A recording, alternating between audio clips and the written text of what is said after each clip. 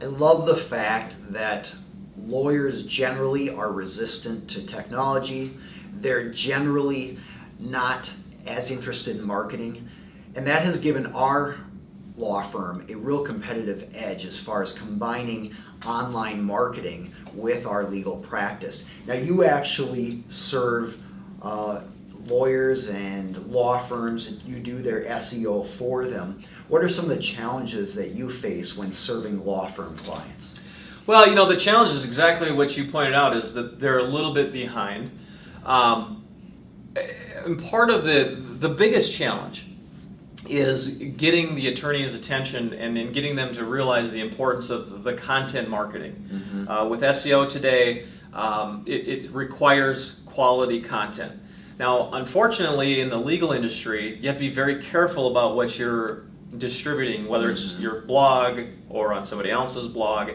And so the biggest challenge there is getting the attorney or attorneys, if I'm working with a big law firm, to commit to either producing the content themselves or getting them comfortable to go with the content that I might be able to write via my legal writers.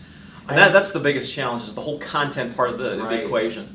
And I imagine it's a hard sell to an attorney who bills hundreds of dollars an hour to try to get them to do a video or write a blog article. Especially too, since if they're going to write, they may feel the tendency to submit that to some publication where it will get printed, as opposed to just being lost on a blog somewhere. But you have seen where the yellow pages is kind of going away. Attorneys put thousands and thousands of dollars into that for marketing for years, and more people are searching online. So it really gives an opportunity for law firms to market themselves and be found by people who need their legal services. Yeah, no doubt. I mean, that's a great point. And just getting back on your point on attorneys probably wanting to write, if they spend the time to write, to send it to a specific publication. And that's one of the things that I'm a huge proponent of, leveraging your content. Let's take that one piece that you do write, and let's not just put it on your blog. Let's submit it to the publication that you said you want to submit it to. Let's turn it into a video. Right. Let's let's do some other things with it. Let's chop it up and do this or that. I mean, it's leveraging the content that you do create. And that's probably one of the unique things that I offer, is that I'm not just, hey, write an article for your blog. I'm more of, let's write something for me, and then we're going to leverage it and do as much as we can with it, so we get as much mileage from it as we can. So if attorneys have already written something that's still relevant today, and the law often changes slowly, so it would be relevant, you can take that content, repurpose it, utilize it in many different ways. So rather than the attorney having to spend a ton of time in the marketing, you and the other marketing folks can expand the impact of that original written work. Oh, definitely. And I'll give you another example. Press releases. Awesome for SEO and great for law firms in terms of press, the traditional press.